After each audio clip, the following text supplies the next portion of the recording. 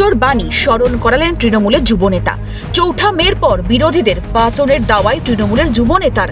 Durgapur government কলেজে চৌঠা মে 3টে বিধানসভার ভোট গণনা হবে। পাণ্ডবেশ্বর, দুর্গাপুর পশ্চিম ও পূর্ব বিধানসভার ইভিএম রয়েছে সেখানে। দুর্গাপুর গভর্নমেন্ট কলেজের 200 মিটার দূরে তৃণমূল একটি পাহারা কেন্দ্র তৈরি করেছে।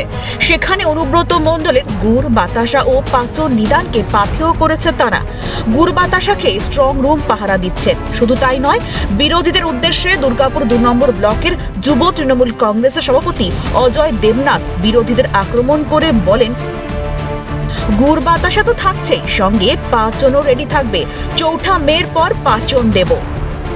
অনুব্রত মণ্ডল যেই ভাষায় আমাদের বিরোধীদের আক্রমণ করে যে আমরা ভোটের পর গুড় বাতাসা এবং পাচন, সেই নীতিতেই আমরা দুর্গাপুরে আজকে গুড় বাতাসা এবং পাচনটা আমাদের 4 তারিখ তৈরি থাকলো। 4 তারিখের পর আমরা পাচন দেব। যুব তৃণমূল নেতার এমন মন্তব্যকে ঘিরে শুরু হয়েছে রাজনৈতিক তরজা। পাল্টা কটাক্ষ করেছেন জেলা বিজেপি মুখপাত্র।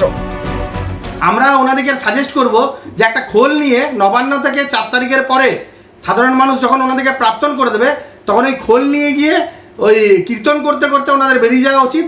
আর ওই যে গুড় বাতাসের সঙ্গে একটু ছোলাও রাখা উচিত।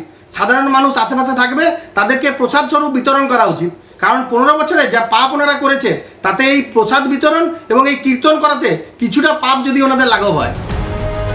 একটা রাজনৈতিক অবক্ষয় চলছে। তৃণমূল ক্ষমতার প্রয়োগ করতেই এই ধরনের কথাবার্তা বলছে বলে দাবি সিপিআইএম নেতার। আমরা মনে করি যে এই রেজাল্ট বেরোবার পর যারা বলে দেখে নেবো, তারা অ্যাকচুয়ালি দেখে নেওয়ার ক্ষমতা তাদের নিজস্ব পার্সোনালি থাকে না। তারা সরকারি ক্ষমতায় কাজে লাগাবার চেষ্টা করে, কিন্তু প্রকৃতপক্ষে যদি কোনো রকম রেজাল্ট এদিক ওদিক হয়, তারাই প্রথম দল পরিবর্তন করে। তাই এই ধরনের পোস্ট যারা করছে, তারা কোনো রাজনৈতিক কর্মী বলে আমরা মনে করি। গুড় বাতাসা থেকে পাচনের দাওয়াই 2019-এর পঞ্চায়েত নির্বাচনের পর শোনা গিয়েছিল অনুব্রত মণ্ডলের মুখে। 26-এর আগে সেই কথা স্মরণ করিয়ে দিলেন তৃণমূলের নেতা। চৌঠা মে ভাগ্য নির্ধারণ হবে প্রার্থীদের। এখন দেখার কার হাতে বাংলায় মসনদ যায়। দুর্গাপুর থেকে রাজেশ সেনগুপ্তের রিপোর্ট, ক্যালকাটা নিউজ।